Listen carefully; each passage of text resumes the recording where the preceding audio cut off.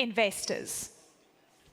I'd like to welcome my guests, and we also have an expert that will be giving us some of the quantitative information that is going to help guide the conversation before we start. I'd like to welcome on stage Paul Ari Ednard, the MD at EcoBank, Côte d'Ivoire. Welcome, sir. You get to sit right next to me, so I can interrogate you more than all the others. I would like to now welcome Georges Weger, the Deputy Head of International Retail Banking for Africa, the Mediterranean Basin and Overseas Group, Société Générale. Excuse my French. Georges, welcome. Please skip a seat because we're going to have Albert sitting in the middle. You can sit, just skip a seat for me, the next one. No, the next one, thank you. There's a reason for that, I'll explain in just a second. Lionel Zinsu, the founder and managing partner of Southbridge Group. Round of applause, please, for Lionel. Welcome, sir. Thank you so much. Please sit next to Georges on the other end. Thank you so much. And a big welcome to Bertrand Badre, the managing partner and founder of Blue Like an Orange Sustainable Capital. Round of applause, please, for Bertrand. Welcome, sir. Okay, I'd like to now welcome, at the end, please, thank you. I'd like to now welcome our expert who's going to give us analysis before we kick off the conversation, Albert Zerfak, the Chief Economist for Africa at the World Bank. Albert, welcome, sir, and the podium is yours. Gentlemen, please take a seat. Thank you so much.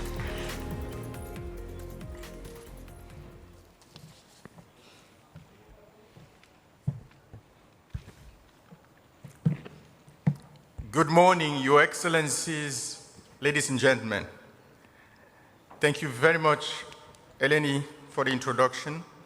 It's an honor and privilege for me to speak this morning to give you a couple of facts about Africa macroeconomic outlook. So I have a couple of slides and quite limited time, so I'm going to be going fast, so I beg for your indulgence if I go extremely fast. So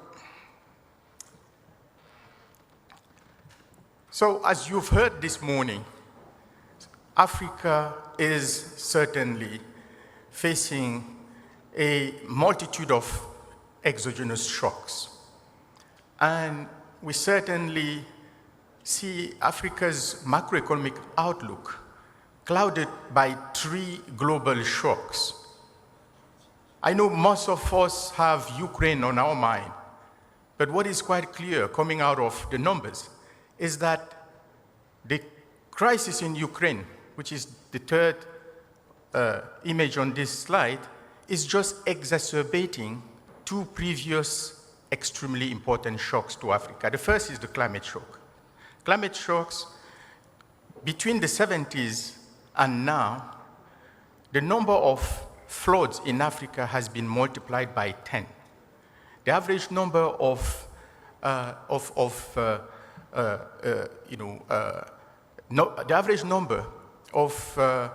droughts has been multiplied by 4.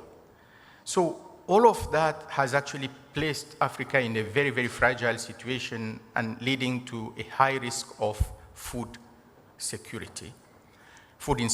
And came COVID in 2020, that led to the first recession Africa has experienced of the past 2 decades, plunging Africa's growth and certainly affecting most of our economies.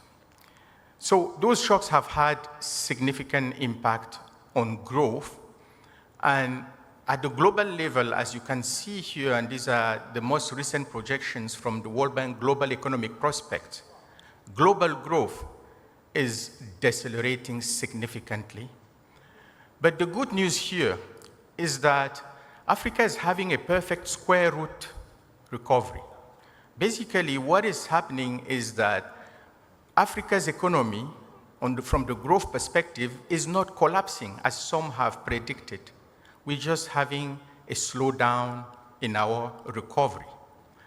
So from minus 2% in 2020, we're projecting that sub-Saharan Africa will grow certainly around 3.6% in 2021 and probably a little bit less 2022, but by 2024, hopefully, we should be back on that track.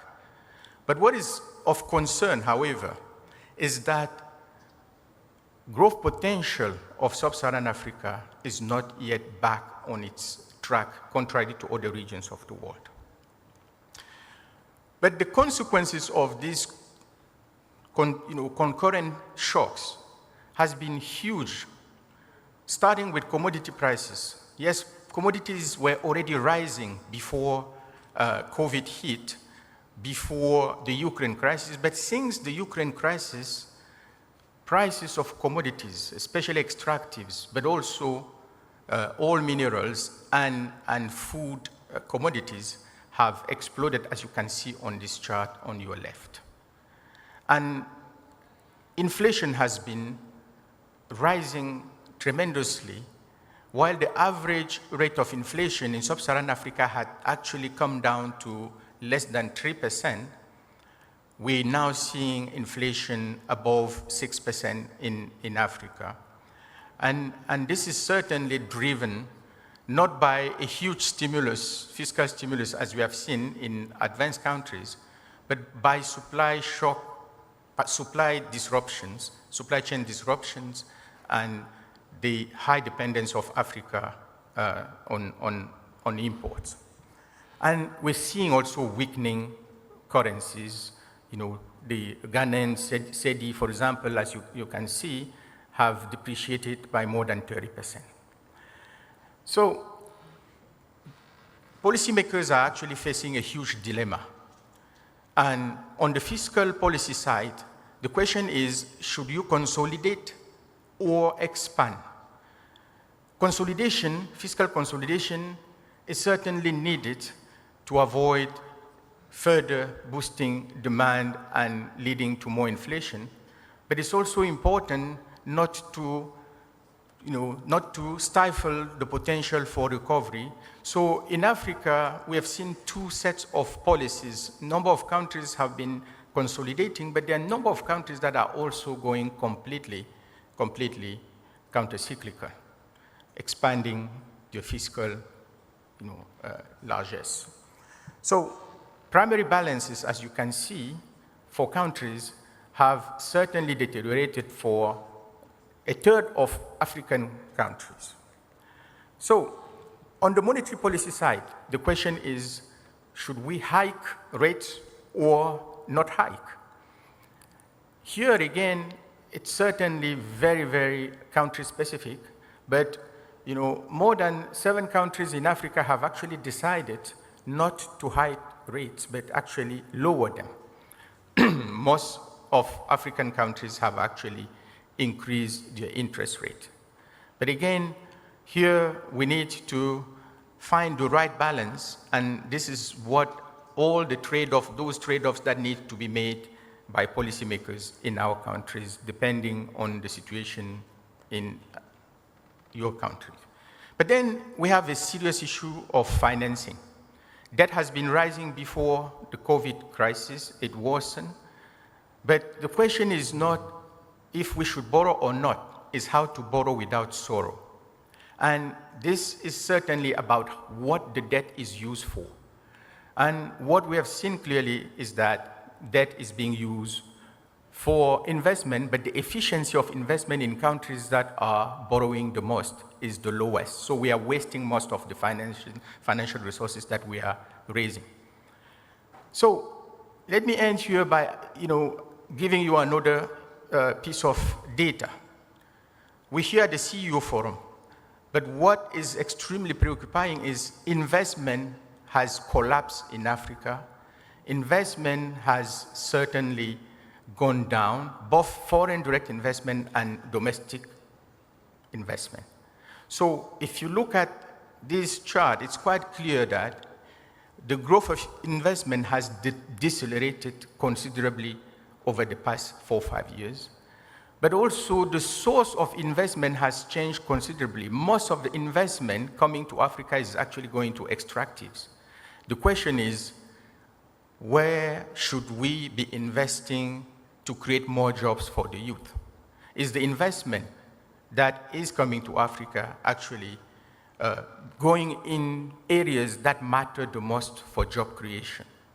And the answer, unfortunately, is no. So private investment, as we speak at the CEO Forum, private investment should certainly be directed towards those sectors that would help Africa diversify and create those jobs. So let me stop here and thank you for your attention. Thank you so much, Albert. That was really illuminating and so much for us to go on. We have microphones ready, so if we could all just be ready to grab them. I encourage all of you to be interactive. Please interject if you feel you have something to comment on. We have about 38 minutes to get through so many macroeconomic issues. I also just have to mention Minister Rania Amashat from Egypt was meant to join us today, but unfortunately she's only arriving after the panel will be done. We will surely miss her voice because Egypt is going to be quite dramatically impacted. I have to say I'm excited. I've got some bankers on the stage. I have a few economists, a former politician. We have so much to get through. And I think that, you know, if we think about the inflationary impact, we think about the prognosis from the World Bank or the OECD, we're not heading into recession just yet, but it is a scary scenario that we're looking at. And it almost feels Sisyphean. One crisis happens and then we're barely out of, you know, that unprecedented experience and we're heading into another unknown factor. But then again, what we say is, what should we be doing to try and mitigate this? And Paul, I want to start with you. You know, you've got an interesting portfolio of 33 countries. I know you focus on Côte d'Ivoire, but let's talk about EcoBank as a whole. I guess the big criticism is that banks perhaps should have been playing a more active role, particularly when I look at smallholder farmers and how they should be engaging and investing in them. And perhaps we wouldn't be dealing with this dire situation of a lack of food. So given the macroeconomic environment, what are bankers doing right now to change our scenarios? Thank you, Eleni. Let me just make a few comments on the macro situation first. Yeah. Because, so when I was listening to my friends and I was thinking that probably 10, 20 years ago, we could have made the same comments, actually. Yeah. And it would have been exactly viable, right? It would have been the same. Yeah, and the point here is to say that those are old problems for Africa. Those issues are old issues. We know that Africa has a limited fiscal space. We know that we need to move up into the value chain in terms of agriculture. We know that we have not been invested that much into agriculture for a long time. All those issues are old issues. The only thing that is new today is this is once again reminding us that we need to act. We need to deal with those issues. Okay, so what are the action points on that? Because I think that if we had our farmers, right, 20 years ago getting inputs and, you know, access to credits that was affordable, maybe we would have be dealing with hardcore multinational commercial farmers as opposed to still commercial farmers. So you need to provide them financing, indeed. Yeah. That's where we can play a role. You need to have that cooperation between private sector and public sector. And you need to invest into infrastructure as well. Yes, yeah. Starting by infrastructure, the point here is that investing into infrastructure is going to help Africa to gain into competitiveness. That's the main point. That's what we need to do. If we do that, we add additional funding, then we can begin to have impact on lives of Africans. Okay, Lionel, great to have you with us.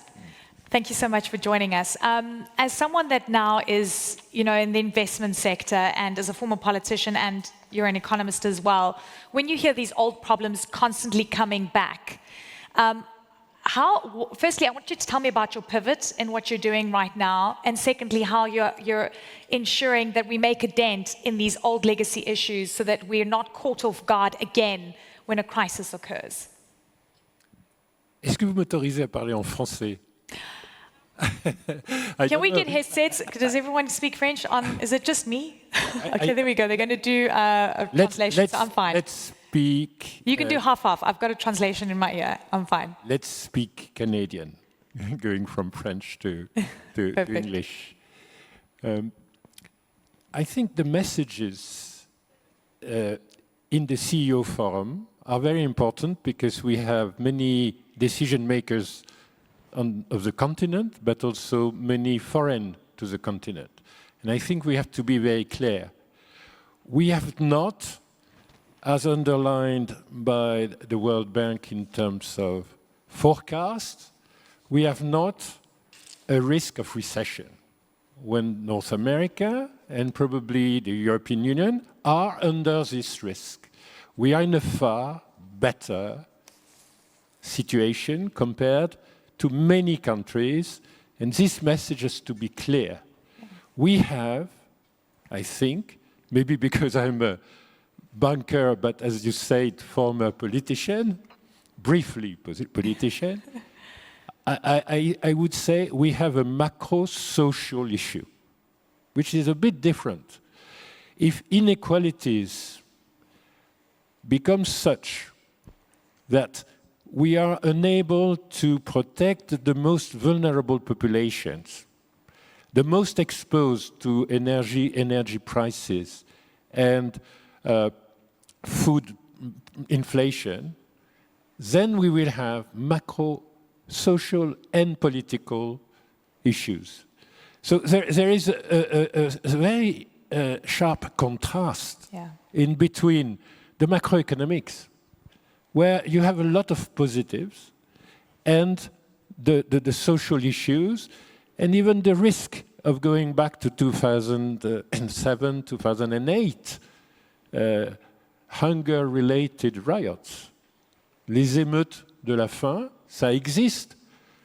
Et quand le prix de l'énergie est à $120, c'est-à-dire la même situation que 2008, il y a en effet des émeutes de l'énergie. Donc, je crois que nous n'avons pas tellement de problèmes macroéconomiques. Pourquoi on n'a pas tellement de problèmes macroéconomiques?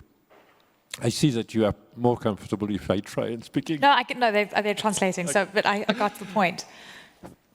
We have a lot of levers on this situation. First, the governance in Africa has been massively improved during the pandemics. Yeah. At every level. African Union, the special envoys negotiating for the debt, the SDR initiative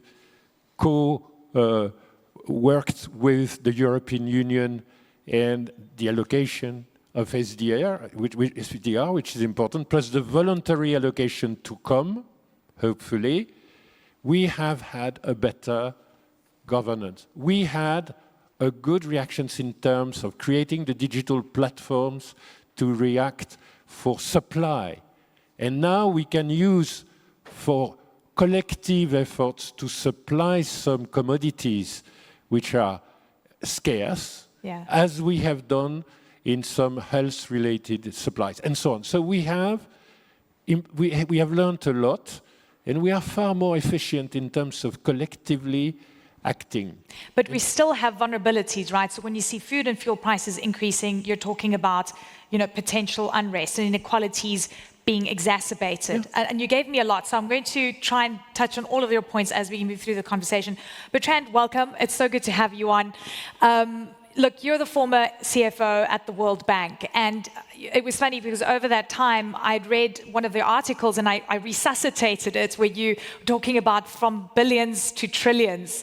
And you were the one that was talking about, we need to increase financing to Africa, we need to increase the effort we put in. And again, it feels like we're back at that point, right, where so many African countries were left behind, and we're collateral damage in this war that's playing out, and we're even being asked to take sides. How are you seeing what is going on at the moment? Well, thank you to remind me of this good billions to trillions memory. This is one of my big regrets. If I had patented that formula, I would be very rich today. It seems it has been used again and again, and not very well understood, unfortunately.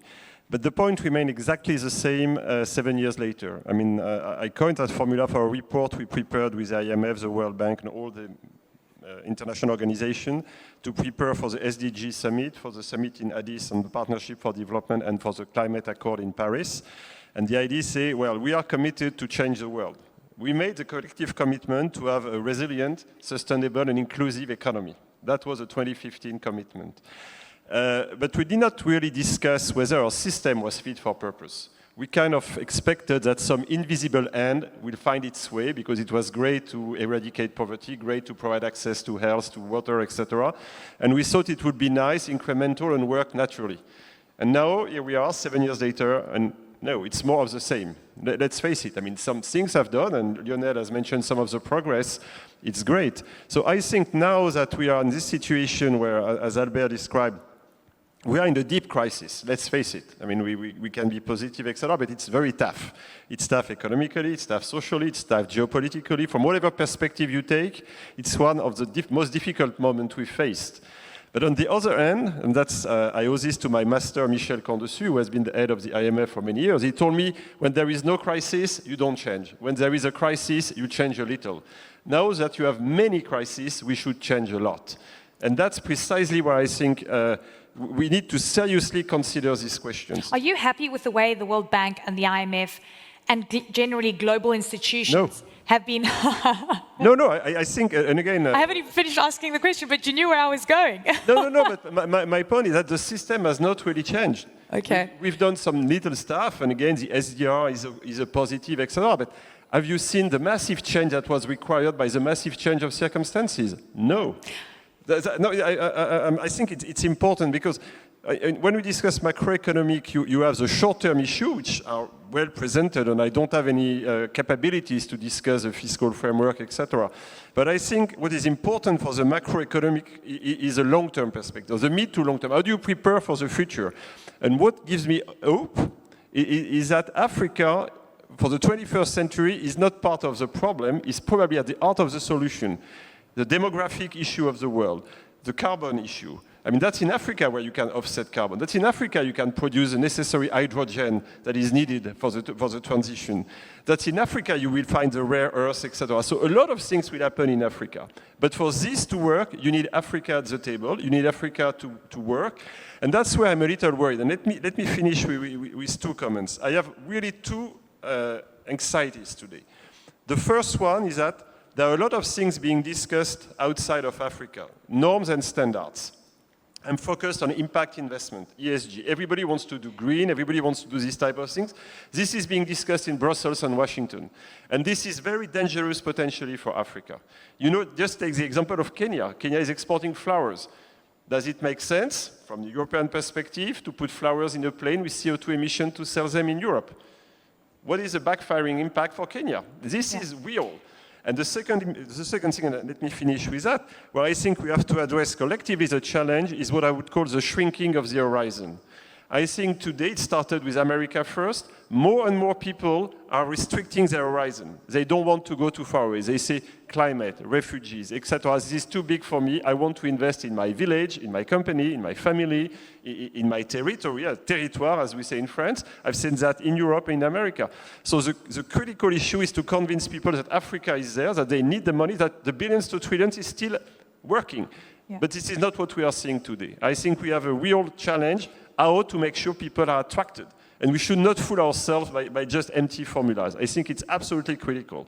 If not, the regionalization will really not work in Africa's direction. Thank you so much, Bertrand. Georges, great to have you on. I have to ask you, you know, as an African working at a multinational bank, I'm curious to find out what conversations you have about perceptions of risk about the continent, whether those have changed and deteriorated since these crises have emerged. And I want to be cognizant that when the Federal Reserve or, you know, we see the ECB raising rates, that has an impact on sort of the risk aversion for specifically emerging markets as a whole. And I'm curious to find out what those conversations are that you're having to try and debunk the fears with the Europeans. Thank you very much, Eleni. Thanks for having me. I'd like to step back a bit and maybe comment on a few things that Albert said earlier, because there's an urgency in Africa today and we need to address it. I'll come back to your question, but I would like to just point a few facts and figures about the Africa situation today. The COVID crisis has pushed between 30 to 40 million Africans into poverty. And I think these are the World Bank studies saying that. In addition to that, the Russia and Ukraine crisis may push an additional 5 million Africans into poverty. So we need to act now. There's an urgency to act. I hear Lionel saying that Africa is certainly in a better position than many other regions in the world, but we are seeing hikes in inflation. Me as a banker, and I'm sure Paul Harry is the same, sees everyday clients coming looking to restructure their facilities because they're having issues repaying them. So there is an urgency to act and act now. And that action needs to take place at different levels. First of all, governments need to play their part in readjusting their expenditure to and revenue equation. We've seen a number of governments taking certain measures already by way of subsidies or reviewing the cost of government expenditures and so on. But there are other things that need to be done, and that's where the international community can come in. We need to look at the cost of debt, which is today weighing very heavily in the balance sheet of our countries. I want to touch on that because just if you could give me a little bit more analysis. You said, clients are coming to you and asking you to restructure. And does that mean that you're anticipating more corporate defaults? Is that what you're concerned about right now? Are you looking at government debt? What is the what is clear is that if nothing is done, given what has been described, going from the COVID situation with the disruption in supply chains, delays in importations and so on, the impact on our clients have been huge.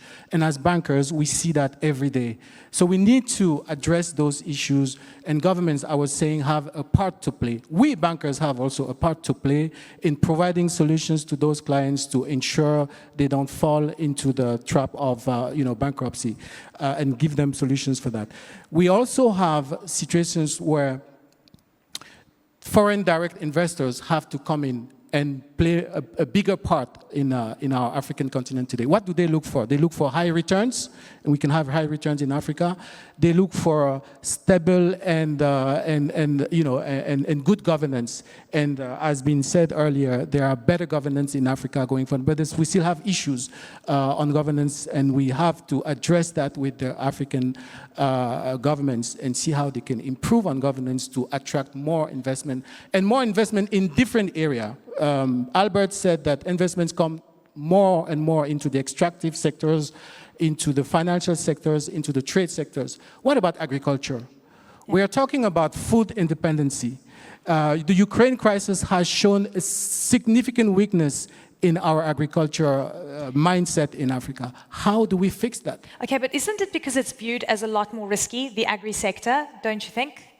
I may say a few words about that. I think we have a couple of issues on the agri sector. One is, and I'm saying this, I hope some of our governance would be here. One is about the security of our lands. I will not invest in a country where I do not know whether the land I purchase will belong to me in 10 years from now. So land registry is a major issue in Africa. And we've seen progress in some of the countries, but there's still a lot to be done in fixing that issue. If we have to have large investments coming into farms to grow cereals for our economy, we need to ensure that people are safe when they acquire lands in our continent. Okay. So that's one of the main issues we have in attracting foreign investment in agriculture. I'll come back to your question in 30 seconds. We can do that later because this is so much more interesting. Yeah, because it's more practical and it's more pragmatic and it's more needed right now. While we're on the momentum on this, I really want to touch on this, Albert, because I guess that sometimes we see cooperatives feeding into a processor, and then that is sort of the agricultural model that seems to work, and then you're moving away from primary farming. What do you think the agriculture model should be then to try and increase food production? Because I don't think land reform and policy is going to happen quick enough, my fear is. So, Eleni, let me just give you one number. 83%, I repeat, 83% of the poor in Africa live from subsistence agriculture. We cannot continue in that model. It's obvious it's generating poverty. But how do we get those subsistence farmers to feed in to a wider story, right? So you've got those farmers being part of No. a cooperative. No, it's not viable. No, Eleni, I think we need to get out of subsistence agriculture. Subsistence, rain-fed agriculture is the source of poverty in Africa. We need to be clear about that. There's nothing glorious about, conserving poverty. There's nothing glorious about that. We need to be clear. Africa is the only region in the world where people rely on the rain to grow food. Away the opportunity therefore, to do subsistence farming, how are you going to replace that income stream for that person? I'm being the devil's advocate here. Absolutely. What is critical here is we need to boost productivity of agriculture by investing, not spreading more subsidies. If you look at expenditure, public expenditure in agriculture for African countries, most of it goes into subsidies, not on investment and innovation that would drive productivity up. If we do that and more, productivity will rise, more people would actually leave agriculture into more productive activities, but those who stay would actually be better off. Okay, so who wants to touch on that? Okay. Can I? And then line. I think the point on subsidies is a very powerful one. And of course, we need to do proper policies. And the point is not to say that we don't have to pay attention to the weak in the society. But when you're a continent that is importing, and at the same time you are paying subsidies, this is a double punishment. And what we need to do is to see how we can divest from subsidies and invest into innovation and productivity. And that is massive, that is important, that's what we need to do. And this is going to be done not only with the government, but also with the banks. The banks have to be part of the financing system that could help finance innovation into agriculture. Two facts that is important just to see, and that But is... if a farmer knocks on your door today and they say, listen, I need some money. Yes, I'm small, but I need some money. Are you going to help them with inputs? So 20 years ago, that question, I would tell you, I don't have an answer. Yeah. Today, with technology, there are many things that can do in terms of providing financing to farmers that is new. And that is the new Africa that Lionel was talking about. Something has changed about Africa. And we need to make sure that from a technology perspective, we use massively the technology to see how we can improve productivity and from data, provide more financing to the farmers. Lionel, you wanted to touch on this. Oui. On réessaye en francophone, une seconde. Pourquoi je pense que l'Afrique est beaucoup plus résiliente dans cette crise, comme elle l'a été dans la pandémie, par rapport à tous les préjugés qu'on pouvait avoir. Nous n'avons pas été les plus grandes victimes de la pandémie, nous n'allons pas être les plus grandes victimes des conséquences collatérales sur l'Ukraine. Pour une raison simple, c'est que nous sommes des exportateurs dont les prix à l'exportation en matière de matières premières minérales aussi bien qu'agricoles s'affirme fortement. Il y a une étude de l'UMOA qui montre que l'inflation de nos exportations est supérieure à l'inflation de nos importations. On regarde tout le temps l'Afrique comme important du blé, des oléagineux et étant menacée, des engrais et étant menacée. Elle est, en termes de l'échange, en amélioration par rapport aux années précédentes.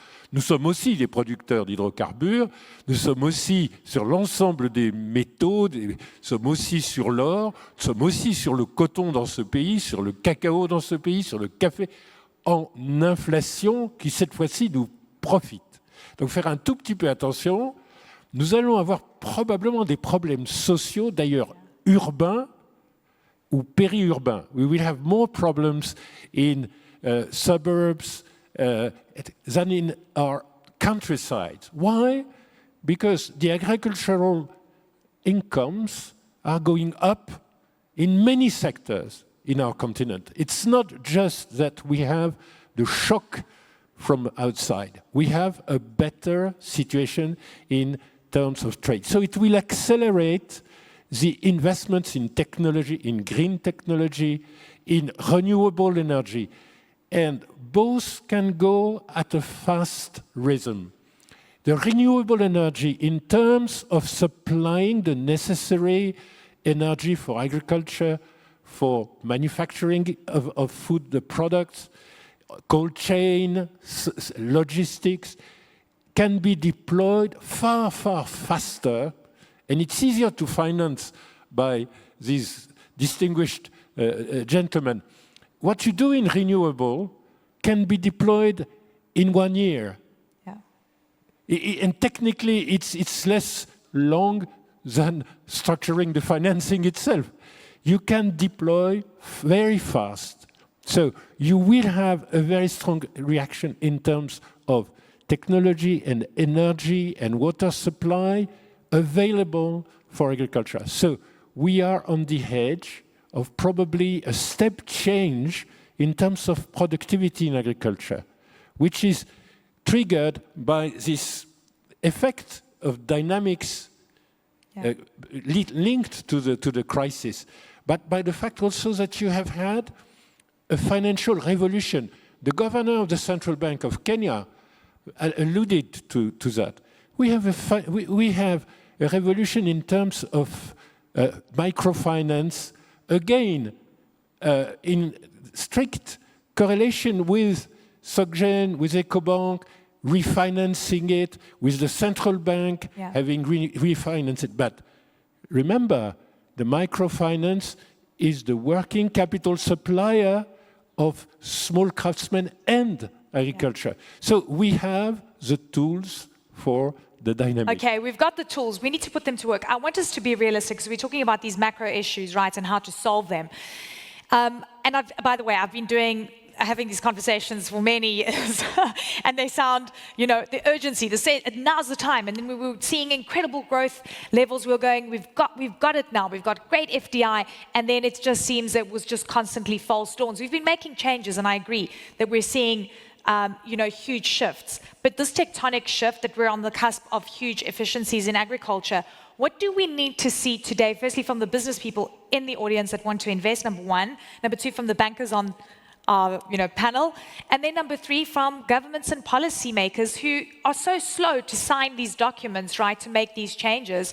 Let's talk urgency and let's be real about what we actually need. Who wants to start? Bertrand, should we start with you? No, I will repeat what I said. We have to be first to persuade ourselves and then to persuade the others that Africa is critical for the 21st century. I think this is the starting point. This is important, and that it's not Africa that is designed, but Africa is self-designing itself as central for this century.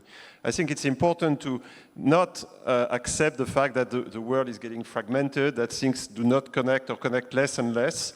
And so it's absolutely essential to reiterate everything we've said. Agriculture is a very good example. I think, I agree with Lionel, we are potentially on the verge of a big change in agriculture. For many years, agriculture has been le parent pauvre. So what's the timeline? This potentially on the curve. Sorry? What's the timeline of this potentially on the curve of change? I'm always nervous because being French, when you say it's urgent, people say, well, you French, you like to have a revolution, you expect that there will be a grand soir, you clack, and then overnight things are changing. No, we have to have the right combination of being very ambitious because this is a long-term change. I mean, this will not happen overnight. It's happening and it's a 10, 20-year story. At the same time, we have to be very modest because this is taking time and the environment is not that favorable.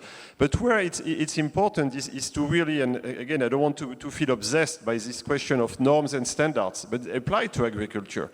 Again, if we have too strict standards, international standards for agriculture, you will have a big problem. I mentioned the flowers, but you have the issue, which is a big sensitive things of child labor.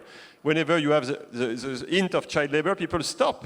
And you have, when you use the bad fertilizers, it's bad, etc. So we have all these things that could be on the negative side. On the positive side, if you adjust to these changes, if you adopt the technological changes that are happening and which are less and less expensive and make a more and more difference, then you can really work in that direction. George. I think what we need to do, to answer your question, Elena, first of all, from a very short-term perspective, governments need to take the lead to shield away their populations from this trend of poverty that is showing up. And we've talked about some fiscal measures that government needs to put in place. We need to promote Africa more. This is the time for Africa to actually get some sort of its independence in many aspects. We need to rely more on funds that are raised out of the continent versus external debt. We do have a lot of potential on the continent. We can develop our capital markets to actually tap into that potential to raise funds to finance those critical projects that the continent needs to make the next leap. We need to promote the African continent. Let me tell you something. We at Société Générale, and I can say this, we have not have one single default in any large structured transaction over the past 10 years. Zero default. And I don't think many regions in the world can say that. Yeah. So this perceived risk of Africa can only be perceived at times. So then, can you answer my first question then? Do you have to remind the bankers in France? Yeah, I do tell them that, and we share the data. I mean, the data is available. The other thing we need to do is to accelerate the building of the local competencies. Because one of the things that we have been lacking in the continent in the past decades was the competencies to actually originate and drive those structural transactions that actually make the difference. We have, for our bank, and I'm sure EcoBank did the same, we have been developing a lot of local competencies to actually drive those key projects. So in short, we need to accelerate the independence of Africa so that we are less vulnerable to those shocks that actually happen abroad. Lionel said it. COVID was not from Africa. It came from away. The Ukraine crisis is not in Africa. Why should we be having those crises impact Africa more than other regions? We have to accelerate our independence, and on those different fields, government... We're stuck in the middle, right? And that's the thing. Paul, I have to ask you this. The banks were so instrumental, actually, in assisting companies and individuals during the pandemic, and we actually don't give you guys enough credit, I think. and thank you for that, by the way, because I've been covering these stories for the past few years. So then, what is the bank's role going forward to helping elevate the continent like we need, so we can create these macroeconomic buffers that we need? Because we're running out of tools, right? I think everyone else can just spend their way out of a crisis, but the continent doesn't have the ability to do that. So there are three things that I think we can do. The first one is, and I'm referring to technology again, which is something that is important. So we have set up the AFCFTA, and behind the AFCFTA, you have the payment system, which is the African payment system. So the PAS? The PAPS. Yeah, PAPS, yeah. Yeah, because when you start trading, you need to pay, right? If you are trading, you need to pay. So we need to have an African payment system that can help someone sitting in Maputo to sell to a customer in Dakar. That's the purpose. The only way to do that is to leverage... Is that to replace SWIFT, for example? Yes. Okay. So it's going to be the African SWIFT. That's the purpose. If you do that, then you don't need to go to hard currencies to do transactions. So the purpose of having that is massively important in terms of the step changes that Lionel is talking about. So that's one of the things that I think banks have to promote. And EcoBank, with the switch that we have, which is the only Pan-African switch that does exist, can provide that back end to the PAPS to make it effectively from day one. The second thing that banks need to do as well is to help in all the conversations about the risking, credit enhancements. Those conversations, bank can help. And that's where we need the support from the government to see how they can provide that scheme, that environment to promote credit enhancement. Lastly, which is a conversation that we don't usually have, on the funding matter, what is missing the most is not debt. And I think George was referring to that a little bit. What is missing is equity. Yeah. How can we get more equity into Africa? And let's have a frank conversation. Let's forget about not let's forget. Let's reduce our dependency to equity coming from outside. What we need to work on is to make sure that we have local equity pools, leveraging from the pension funds, and we need to bring the insurance firms to the party as well, to make sure that all those institutions can provide the needed funding to make those changes. Fantastic. Okay, I don't want to get anyone into trouble, but here's a question I really need answered. And I'll come to you now, Albert, and you can add any comments you have. We are clearly seeing polarization happening globally. You know, emerging markets taking sides, in some would say, some choosing not to take any sides, some pretty much voicing that they are, you know, just focused on their economies and not wanting to get involved. But it's almost like you're seeing this push by the West, take a side. You're seeing a push by China and perhaps Russia, take a side. And you're seeing these sort of displays politically of people meeting. And one has to wonder where Africa sort of sits in all of this. Because there's been a lot of criticism for African countries not making a stance against the war against Russia and Ukraine. Do you think that Africa needs to make that decision? African countries are taking the right approach. And is this going to result in polarization? Who wants to handle that? Bertrand, you're the only one that can't get into trouble, at least not anymore. Well, I'm not sure the question actually is addressed to Africa. The question should be addressed to the West and to see why is it so. And this is coming to my point. If the West is putting a number of rules, norms, standards, etc., which are not appropriate for everything we've discussed, then it's absolutely normal that people won't take sides. It's true in Latin America, it's true in Africa for exactly the same reason. People don't feel comfortable with the system as it is. So I think it's an important, in particular for Europe, as far as Africa is concerned, to listen to that and say, okay, we have committed to an inclusive economy, and stop talking about inclusivity and start being inclusive. I think this is really the name of the game. I think we really have to embrace everything and help. It's not just transferring money, etc. It's everything, all the systems, the ecosystems, the norms, the standards, the approach I've been discussing, which are critical. It's also, and that's going to be challenging, it's also to push investors, as I say, to expand their horizon. I'm very nervous about the fact that people are willing to stay on their comfort zone, to put their money at home. And that's probably one of the big threats that the emerging market is facing. The people say it's too complex, we don't understand, etc. Yeah. I keep my money in America, I keep my money in Europe, and I consider what comes next. So I think this is really where, again, it's not to Africa to make up its mind between the West, China, or whatever. It's really, if the West wants to make a difference, they have to come and say, okay, guys, let's discuss what is really at stake today. You are essential for the future, and I believe that. You're part of the solution to our problem. How do we get there together?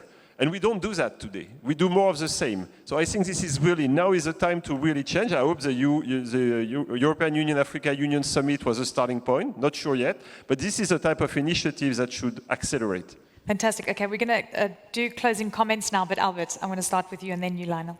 Yeah. Eleni, I think this is a very, very interesting discussion. And this kind of forum should also help changing the narrative about Africa. When COVID hit, most medias in the world expected naturally the catastrophe in Africa. 100%. Now, even for Ukraine, what we're hearing is, oh, it's going to be a disaster in Africa. Everything on earth tends to be, expected to cause catastrophe in Africa. And I think one thing that Lionel was, the point he was making is in terms of macroeconomic performance, Africa has actually done better than the rest of the world. And let's put the facts right there. Growth is better in Africa than in the rest of the world, despite Africa not having really expanded the fiscus, right? Advanced countries have spent 17% of their GDP in fiscal stimulus. Africa is 2.8%, and the rest of the developing world only 4%, right? So there is only, that much we can do in terms of continuing to propagate that Africa is a disastrous place. But let me come to the next point and to your question. I think people also expect Africa to sit and do what they expect. This is the opportunity for Africa to also start asking, where is our interest? And I think it's important until Africa starts saying, where is my interest in the global economy? I think we will not actually be able to grow sustainably. And let me just give you an example. For 20 years, Africa's contribution to global trade has been below 3%. It's been below 2% for global export. And if you look at exports of manufacture, Africa contributes only 1%. I call it the 3-2-1 paradox. This is crazy. This is time for Africa to say, okay, what is in it for us, right? And we should ask that question for all. Now, let me just say a couple of things that we need to do to get out of this, triple crisis that I have described. The first thing we need to do, frankly, is to start investing. We cannot grow if we're not investing, and investment is going down. And I'm here calling on all the CEOs. It's not about trade, it's about investment. And for investment to take off, governments need to create the right infrastructure and the right investment climate. We cannot invest if there is no electricity. I travel across the subcontinent, the continent, there are very few capitals where you can actually have reliable and affordable electricity. How are we going to produce? How are we going to move to that industrialization that we are all talking about? So the digital economy, we need to invest in the digital. That's the future, and that's the future for jobs as well. Are our banks financing those basic infrastructure for the future? I'm asking here my colleagues, bankers here on this panel, and my answer is no, they're not. Strategically put you in the middle between two bankers. They're not. Listen, we've completely run out of time. I'm getting shouted at. Lionel, you've got 30 seconds. You wanted to say something. I'm a bit less anxious than Bertrand, because in 2021 we had the record of international inflows of capital, the record, historical, same from the remittances of the diaspora. So we have some flows which are positive. On what is to be done, empower the private sector, because the growth that the World Bank has forecasted will be delivered by the private sector, from the farmer to every corporate, and from the microfinance to the largest Pan-African bank. And as far as the governments are concerned, you have not to say outside of this room, but the private sector delivers more efficiency than the public sector. When you come from one side to the other. But for the public authorities, how to mitigate the risks of poverty of the most vulnerable. What are the safety nets that we have put in place and experienced 2 years ago? And how to enlarge that. So for the public sphere, it's far more the macro-social risk. But the private sector will deliver the macroeconomic performance. Lionel, we've run out of time. Ladies and gentlemen, a round of applause for my fantastic panel. I have to say that if you were all a political party in one political party, I would hands down vote for you guys. I think you're action men. And I am so proud to know that you're leading institutions and making changes on the ground. We need these voices. Thank you so very much, gentlemen. I really appreciate your time. Thank you. See, I told you guys to sit down and get ready for this panel. This is why. It was absolutely fantastic. I'd like to welcome on stage now Patrick Dupuy, the MD and Senior Partner at Boston Consulting Group. Thank you so much. Thank you. Thank you.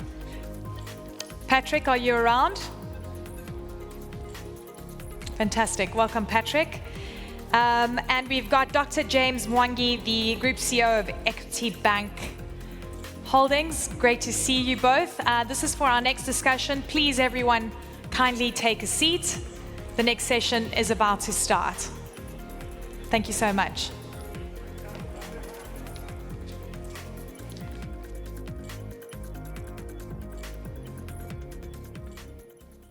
So,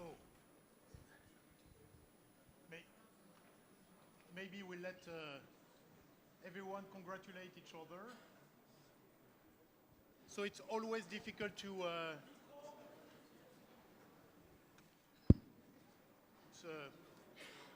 can you hear me?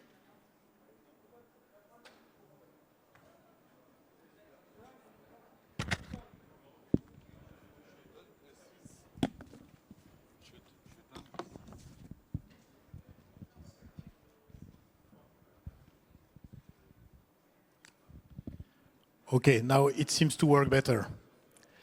So it's always a challenge to go after Eleni. She's setting the bar quite high in terms of interviewing and meeting facilitation.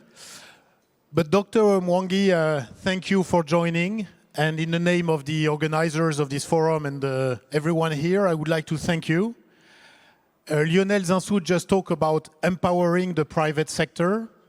And I think we will have, through the examples of what you've been doing with Equity Bank, an amazing experience of empowering the private sector.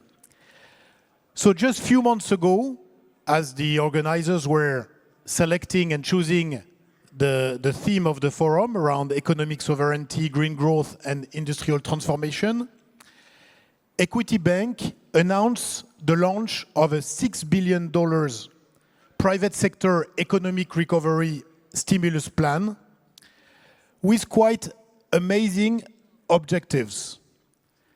Provide financing and capacity building to 5 million businesses, 5 million, and mostly SMEs, and 25 million individuals in food and agriculture, in manufacturing, in trade, in environment, and in the SME sector. And the vision you have is to create 50 million jobs in East and Central Africa. So the numbers are quite amazing and quite surprising. So what is it that you will be doing beyond the day-to-day management of a bank to make this happen? Thank you very much. The first thing that we are doing that we don't do on a normal day-to-day is to bring partners together. We are bringing the governments together to create the enabling environment for the private sector to thrive.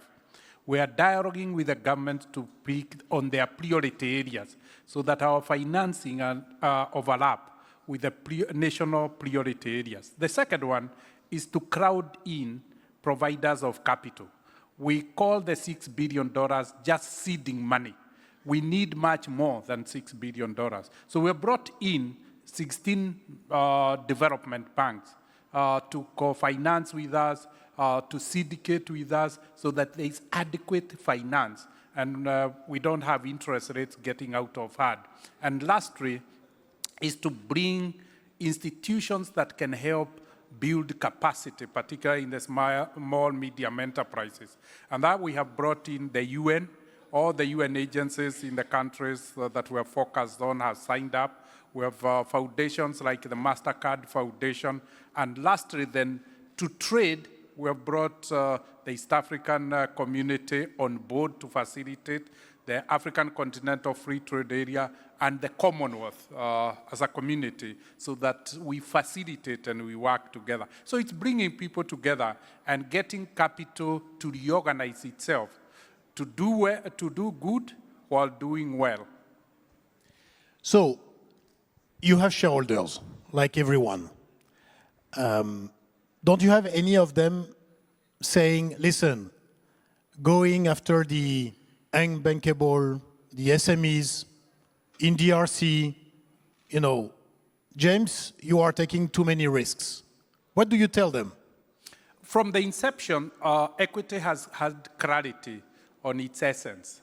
Its purpose is to change lives, to give dignity and expand opportunities. And so all that Equity has done is to scale. Over the last 30 years, we have proven that purpose is profitable. 30 years ago, we were number 66 out of 66 in Kenya. We are now Kenya's largest bank and the largest bank in East and Central Africa. So they have seen the correlation of pursuing a purpose and being sustainable, scalable, and profitable. So they have come to appreciate purpose is profitable. Actually, I was, when we first discussed, I realized that you call your 17 million customers, you call them members. You don't call them customers, you call them members. Why is it? What does it mean in the way you are envisaging the relationship with them? The concept of our customers being members came on board 30 years ago when we set out to empower them to achieve their aspirations. The objective then was very clear to all of them, that we were an agent of changing lives, giving dignity and expanding opportunities. We never introduced ourselves as being in the intermediation space. So said, then this is a movement of socioeconomic transformation. Movements have members. That's where the concept of equity members came through. Yeah, so you are, in a way, a banker with purpose, right? And that's why your customers are members like in mutualist organizations. That's true. It's that essence of belonging. They belong, they have come together for a common purpose to empower themselves, to further their interests. So essentially, when they see it is socioeconomic transformation, then they say this is a membership movement, which makes Africa better. Great. One of the things of your plan, which I found fascinating, is, many banks do work with a couple of DFIs, financial organizations, on one project, and then they have another partnership on something else. Here you have brought 16, the largest ones in the world, from Europe, from the US, the bilaterals, multilaterals, philanthropic like MasterCard foundations for the Africa Youth Program, and you bring them all together in an integrated manner. And so you are playing the role of the integrator with the global donors community. Is it something that you have long thought as being critical to really scale the impact? Over time, we felt that the reason why Africa doesn't transform is because there is no integrated plan, there is no coherence, people are not aligned, everybody is doing his or her small thing.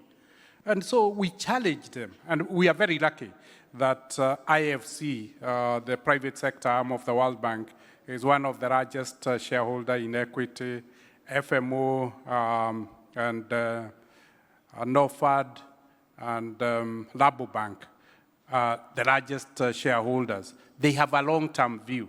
So it was very easy to sit with them, and then they became influencers. And then we have a long history of 25 years with the development banks, where we have proven ourselves repeatedly. So essentially, when we sat down with them, or we had initially sat down with the governments and said, what would be the priorities? Then we step in as a catalyst, and we rendered our name and our blood to say, here is a common plan. Can we all have our hearts on the same deck and see how far we can go if we are aligned? And lastly, we realized we had to have priorities. So by bringing everybody together, then we were able to narrow down the priorities. And that is why I'm excited that since morning, the priorities have been validated. We said we'll focus on agriculture and the extractive industry to add to increase productivity. We'll then take that productivity and use it to build a manufacturing sector. Whether you call it industrialization, it's value addition. But we also recognized that what then brings us together is the opportunity to invest, is the opportunity to trade together. But more importantly, we couldn't leave our small, medium, and micro enterprises. And that's why Equity said, this 6 billion is for those ones to guarantee them funding. The MasterCard, Visa, and others said, and we'll build capacity. UN said, and we'll build capacity on those 5 million. So they helped to de-risk. So the actions of each person complements the other, like when MasterCard trains, give credit guarantee. What it is doing is to de-risk the credit component. So it's that working together that then became very attractive to people to see the complementarity and coherence of the plan and the endorsement of the government, so that the government is also creating the enabling environment. So you have all the funders, traditional funders and donors who are actually supporting your plan. You are also bringing a number of technology companies like Microsoft and others to actually work together with you on capacity building, digital training in the countries where you operate. Well, in a way, you are a development bank. And maybe that's why we were able to win the trust of 16 development banks. Because when you look at equity, if its purpose is to change lives, give dignity, and expand opportunities, then we are a development bank from our purpose.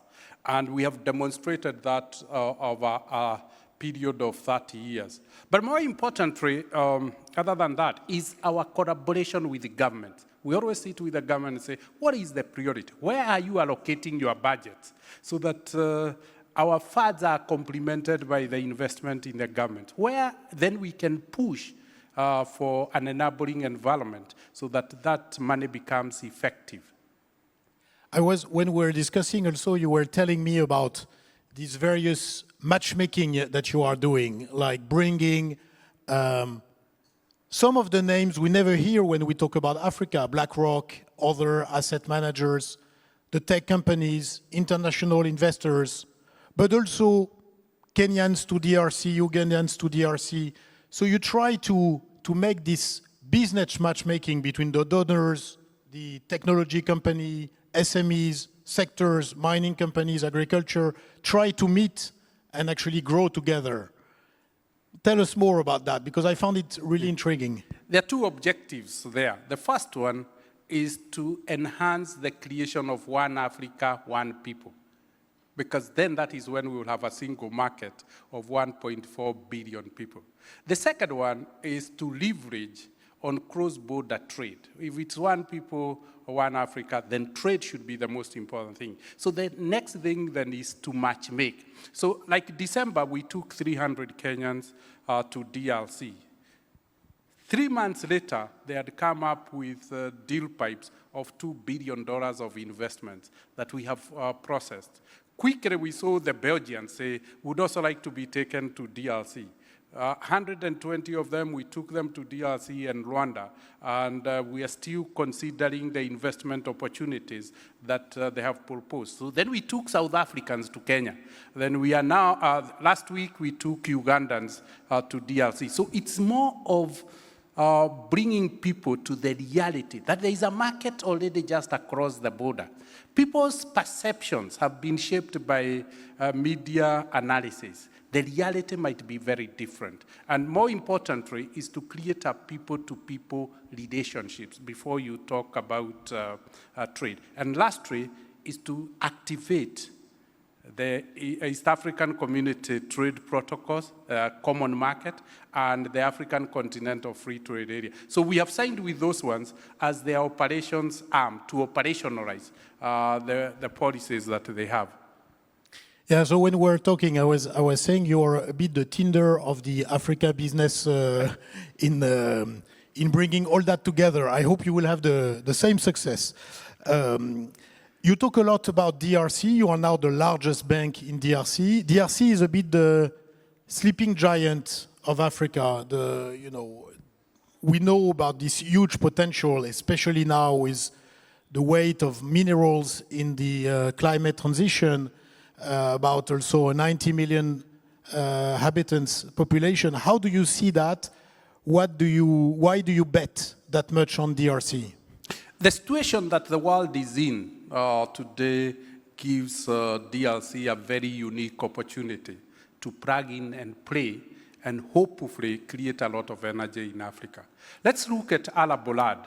DRC has 88 million hectares of agricultural land that has not been utilized. So essentially the shortage we are talking about that is really causing food inflation around the world can be solved by one country, DRC. The second aspect is power. We are talking about the need to change our power sources. DRC can light the whole of Africa with hydroelectricity. But more importantly, let's talk about the electric cars and the climate change scenario. DRC produces 60% of the cobalt that is going to the battery manufacture. So you can see the components it can bring. But in an African context, the size of DRC is a subcontinent. It has 100 million people. So even itself at the sovereign level, it has a consuming population that is significant. So essentially, we then said, this is a big bet. Why don't we place our bet on DRC? Because its probability to succeed, and succeed big, and be transformational, is real.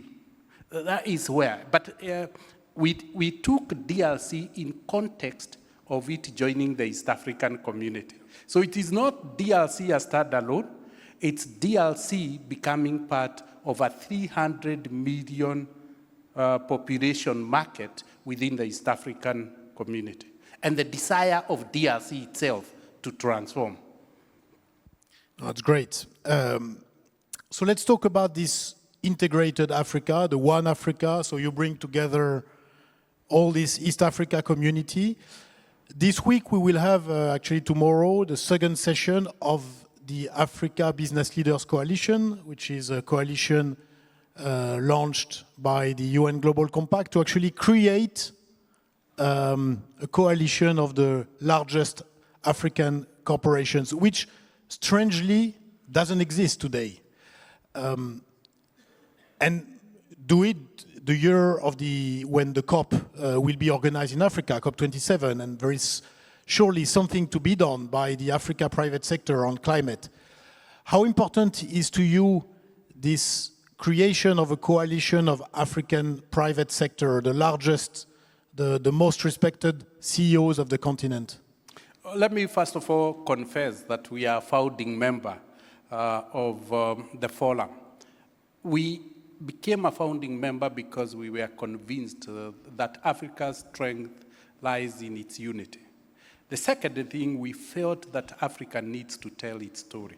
The private sector is coming of age.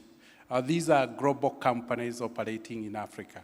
We need to be the face of Africa and tell the pains of Africa. We are operating in Africa. We understand Africa. So there is no better person of telling the African narrative than the private sector operating in Africa. The second one is let's provide the leadership. If it's an African solution, if it's an African challenge, let's be the one who are scripting and defining the problem, because we understand it. Let's also define the solution and then rally others to come. We have come to appreciate no civilization has ever transformed another civilization. We as a generation must then lead the African civilization to find its own solutions. And the private sector, if you look at the companies we saw this morning, above $1 billion in revenue, they are sizable, they are spread across the African continent, and coming together, they can chart the course of Africa together with our governments and our people. Fascinating. And so last year you won the Oslo Business for Peace Award, awarded to business leaders. In 2007 or 8, you won a similar award from G7, initiative of the concept for the future. So clearly, Equity Bank stands as I said, a bank with purpose, a bank that is really trying to have a mission beyond profit, what we call a socially transformative business.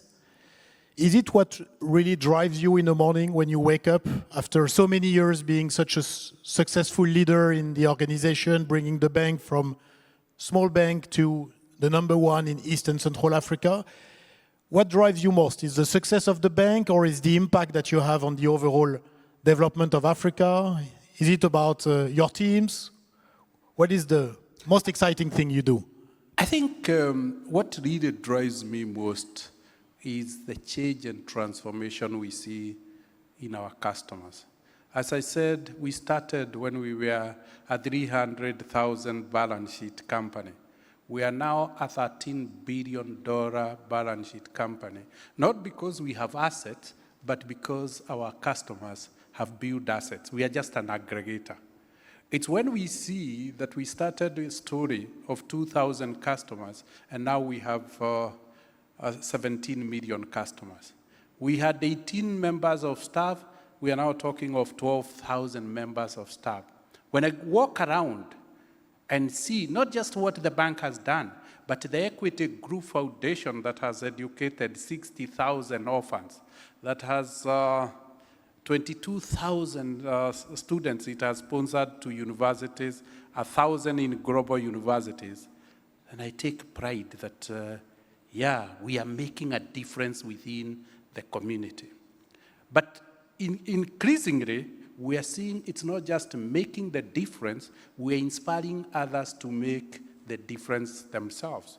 We've seen we have become a major case study of all business schools, whether Harvard has 3 case studies, Stanford has 3, MIT, Columbia, and the rest. So it is that contribution to knowledge that others can use that really inspires me. But let me also say, size also inspires us because it tells us we are becoming scalable, we are becoming sustainable, and we are fulfilling a mandate that is relevant in the lives of the people. That is really what makes me wake up every day. So growth is not an end per se. Growth is a way for you to scale the impact that you have. Profit is an outcome. We just see it as an outcome. It's never an objective. An objective is how many people have been able to find a livelihood because we exist. How many people have expanded their opportunities because we listened to them. And as they expand their opportunities, they create a different impact in the communities. They provide livelihoods to their employees. They provide market to the communities that they are built on. That is really what the true reward is. But we are lucky that we are using a commercial engine.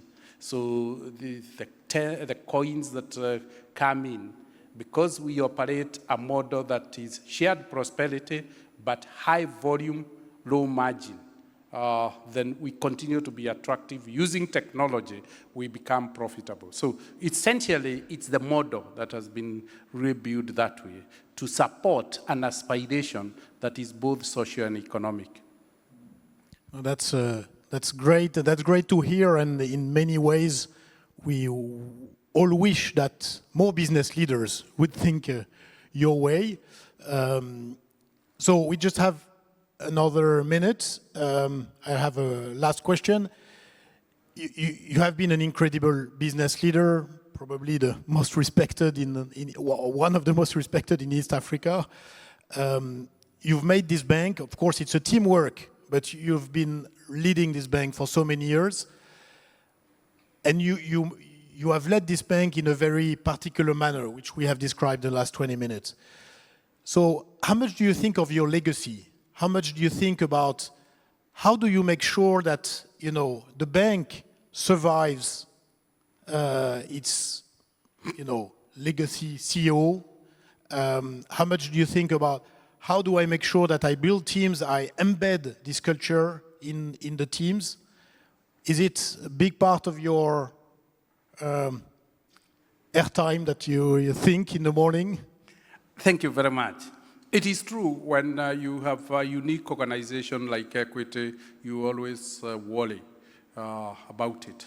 But we realized early enough that our organizations are nothing but organizational culture. So what we have really spent our time in building is the Equity organizational culture, a culture that values people and supports business. As long as Equity builds that culture, it will always continue to be the glue that holds all the stakeholders together. The second one is Equity is customer-centric. Part of the culture is that customer centricity and brand protection. As long as the customer loves Equity, nobody will ever be able to destroy Equity. As long as the customer loves Equity, the brand Equity will always remain an iconic, inspirational brand. Lastly, is you bring these together through organizational structures. We all have come to learn organizations are nothing but governance structures. So we invested very, very strongly. And that is why we are able to manage 13 companies, all of them independent with their managing directors, with their own board. So all that I really do is to be the face of the organization but things happen based on the organizational structures, the organizational culture, and the governance structures that has been built. So I sit down here in Abidjan confident that long after I'm gone, equity will still be held together by its organizational culture, its customer centricity, its brand, and its structures, and particularly the governance structures. Thank you. Thank you so much, Dr. Mwangi. I would like a round of applause. Thank you. It's been fascinating to have this discussion.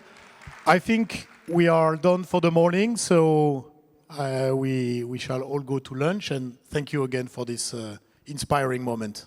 Thank you very much, Patrick.